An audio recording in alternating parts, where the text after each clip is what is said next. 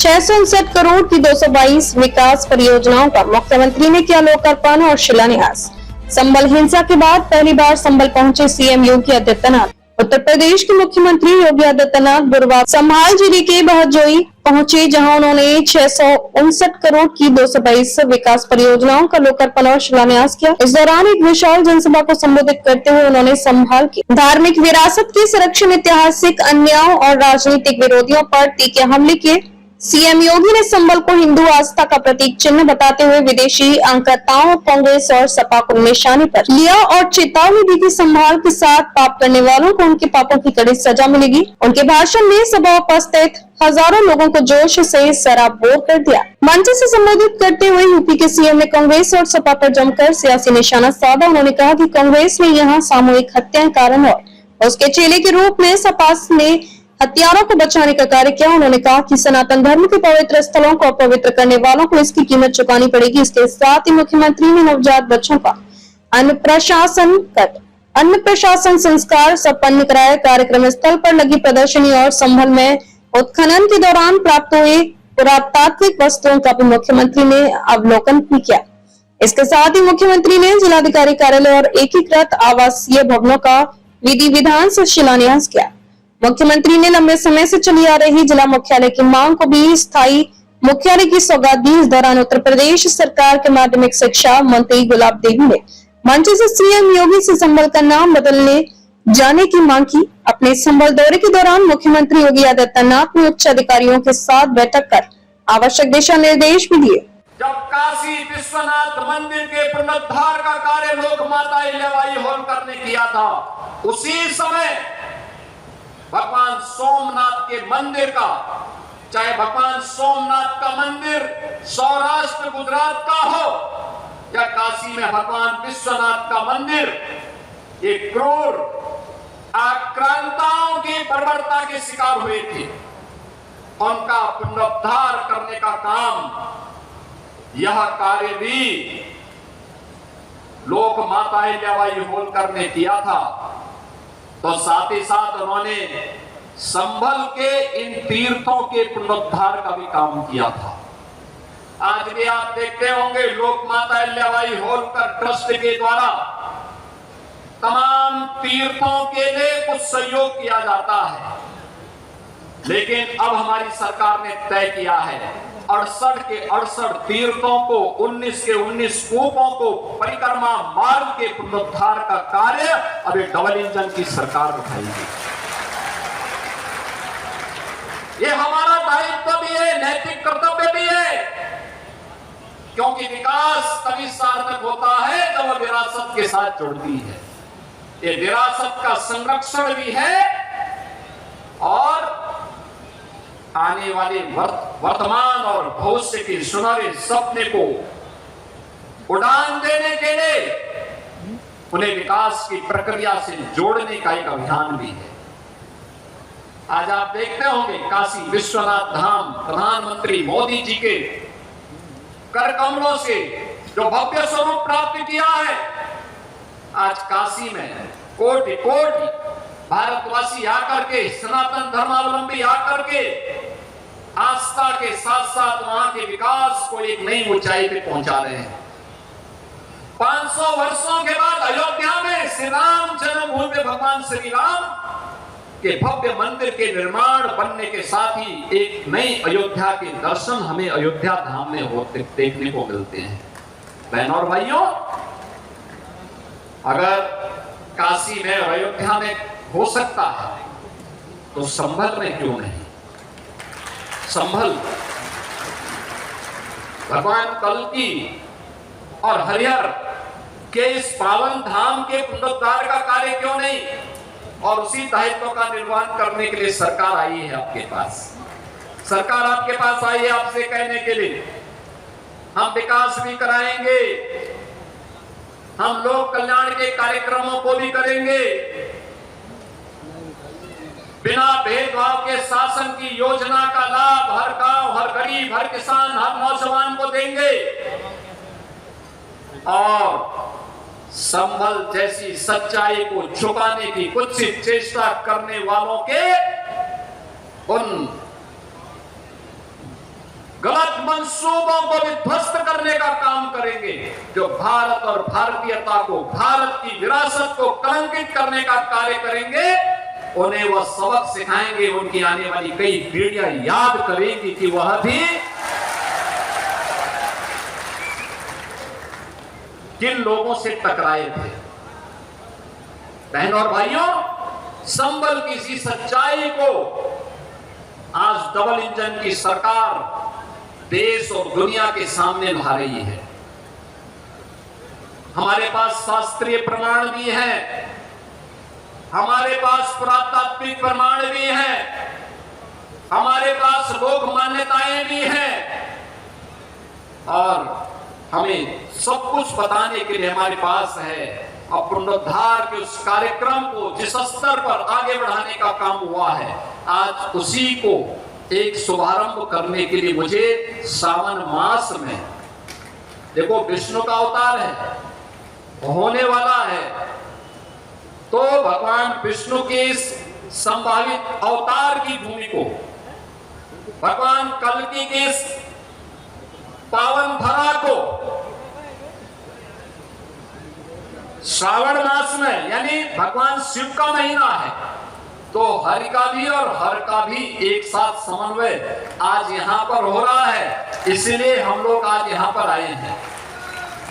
जो योजनाएं हम लेके आए हैं, तो एक छोटी सी झलक है इसकी, एक छोटी सी झलक है। ये कार्य युद्ध स्तर पर आगे बढ़ेंगे। जितना बड़ा पुलिस लाइन, जितनी बड़ी पुलिस लाइन बनेगी, उतना ही बड़ा जिला मुख्यालय भी यहाँ पे बनेगा। इंटीग्रेटेड कॉम्प्लेक्स होगा, एक छत के नीचे सभी समस्याओं का समाधान। जनता जनार्दन को, संबल वासियों को कहीं दौड़ धूप करने की आवश्यकता नहीं पड़ेगी। वैसे भी चंदौसी तो हमारा वैसे पहले से ही ये मान्यता प्राप्त है कि ये मिनी काशी है, छोटी काशी के रूप में उसकी मान्यता है। लोग वृंदावन के रूप में, काशी के रूप में बड़ी मान्यता के साथ, बड़ी श्रद्धा भाव के साथ वहां की पर सैकड़ों की संख्या में बने हुए मंदिरों में दर्शन करने के लिए आते हैं। चंदौसी में एक बार आना भी है मुझे, वहां पर बजरंगबली का एक बड़ी मूर्ति भी बनाई हुई है। बहनों और भाइयों, विरासत को विस्मृत करके कोई भी समाज आगे नहीं बढ़ सकता, नहीं बढ़ सकता। और संभल किसी सच्चाई को हम बताने के लिए आपके बीच आए हैं। याद करना, संभल के साथ क्या नहीं हुआ आजादी के बाद में, क्या नहीं पाप कांग्रेस और समाजवादी पार्टी ने किया। कांग्रेस यहां सामूहिक हत्या करवाती थी और समाजवादी पार्टी उनके चेले के रूप में उनके पाप पर पर्दा डालने का काम करती थी, हत्यारों को बचाने का काम करती थी। यही तो हुआ था संभल में, यही तो हुआ था आजादी के बाद में जो कत्लेआम हुए थे। क्योंकि अगर ये सच्चाई सामने आ जाती तो उनको वोट बैंक खिसकने का भय था। हम लोग वोट बैंक के लिए नहीं आए हैं, हम तो विरासत का संरक्षण करने के लिए आए हैं। वोट बैंक नहीं, विरासत का संरक्षण है। हम विकास को जोड़ने के लिए आए हैं। हर उत्तर प्रदेश वासी का विकास पर पूरा अधिकार है। विकास से उन्हें वंचित करके ये बांटने वाले लोग गरीबों के हक पे डकैती डालते थे। गरीब को राशन नहीं मिलता था, गरीब को मकान नहीं मिलता था, बेटी की शादी के लिए अनुदान नहीं मिलता था, एक गरीब को स्वास्थ्य की सुविधाएं नहीं मिलती थी, गरीब बच्चा स्कूल में जाता था, न शिक्षक होता था, न बुनियादी सुविधाएं होती थी, बेटी असमय स्कूल छोड़ने के लिए मजबूर होती थी क्योंकि विद्यालय में न पेयजल की व्यवस्था थी, न शौचालय की व्यवस्था थी। और आज जब डबल इंजन की सरकार काम कर रही है, आज आप देख रहे होंगे विद्यालयों में बुनियादी सुविधाएं, बालक और बालिकाओं के लिए पेयजल की व्यवस्था भी है, टॉयलेट की व्यवस्था भी है, अच्छा फर्श बना है, फर्श बनाने के साथ ही डिजिटल लाइब्रेरी भी है, स्मार्ट क्लास भी है, पर्याप्त सुविधाएं उपलब्ध करवाई जा रही हैं। अटल आवासीय विद्यालय आप देखिए, श्रमिकों के बच्चों के लिए कोविड कालखंड में जो बच्चे निराश्रित हुए थे, जिन्होंने अपने अभिभावकों को खोया था, उनके लिए अटल आवासीय विद्यालय बन रहे हैं। पिछली सरकार एक जिले में एक माफिया पालती थी, उस माफिया के गुंडे पूरे जनपद को तबाह करते थे, दंगा करवाते थे, अराजकता फैलाते थे। हमारी सरकार वन डिस्ट्रिक्ट वन प्रोडक्ट के माध्यम से स्थानीय कारीगरों और हस्तशिल्पियों को कारोबार के साथ जोड़ रही है। One district one medical college देकर के बेहतरीन स्वास्थ्य की सुविधा दी जा रही है। बिना भेदभाव के हर गरीब को 5 लाख रुपए का आयुष्मान भारत का स्वास्थ्य बीमा का कवर भी दिया जा रहा है। राशन की सुविधा उपलब्ध करवाई जा रही है, हर गरीब को आवास की सुविधा उपलब्ध करवाई जा रही है, और हर बेटी के लिए शिक्षा के साथ साथ उसके शादी का इंतजाम के लिए भी सरकार बेटी को विदा करने के लिए भी 1 लाख रुपए का अनुदान सामूहिक विवाह योजना के माध्यम से उपलब्ध करवा रही है।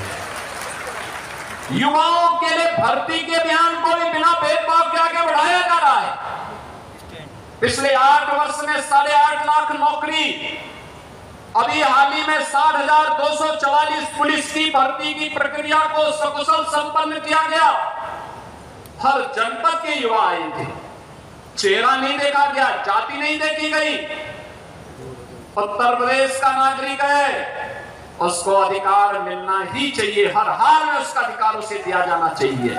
लेकिन उत्तर प्रदेश के हर नागरिक को सुरक्षा की गारंटी भी चाहिए, और इसीलिए हम कहते हैं पिछली सरकार में दंगे होते थे, अराजकता फैलती थी, शोषण होता था, न बेटी सुरक्षित थी, न व्यापारी सुरक्षित था।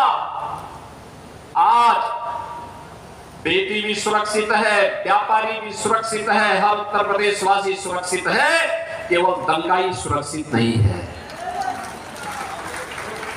दंगाई के ऊपर महाकाल अब अपना वास्तविक असर दिखा रहा है। अब वह अपनी गति को दुर्गति में बदलने के लिए वहां दिखाई दे रहा है, और संभल और उत्तर प्रदेश अपनी गति को प्रगति की तरफ उछाल मार रहा है। और उसी प्रगति के साथ जोड़ने के लिए आज हम सब आपके बीच आए। आज यहाँ पे शिक्षा के लिए, व्यावसायिक शिक्षा के लिए, उच्च शिक्षा के लिए, पेयजल के लिए, सड़क के लिए, पर्यटन की सुविधाओं को लेकर, जिला मुख्यालय को लेकर, आंगनबाड़ी केंद्रों के लिए, कंपोजिट विद्यालय को लेकर के ये सभी उपहार आपको उपलब्ध कराए जा रहे हैं। और इसलिए भी क्योंकि जन्माष्टमी भी आ रही है, यानी ये 3 पर्व तो एक साथ, रक्षाबंधन 9 अगस्त को, 9 अगस्त काकोरी के क्रांतिकारियों की, महानायकों की पेन एक्शन के स्मृति दिवस भी है, 9 अगस्त की तिथि। बहनों और भाइयों, 15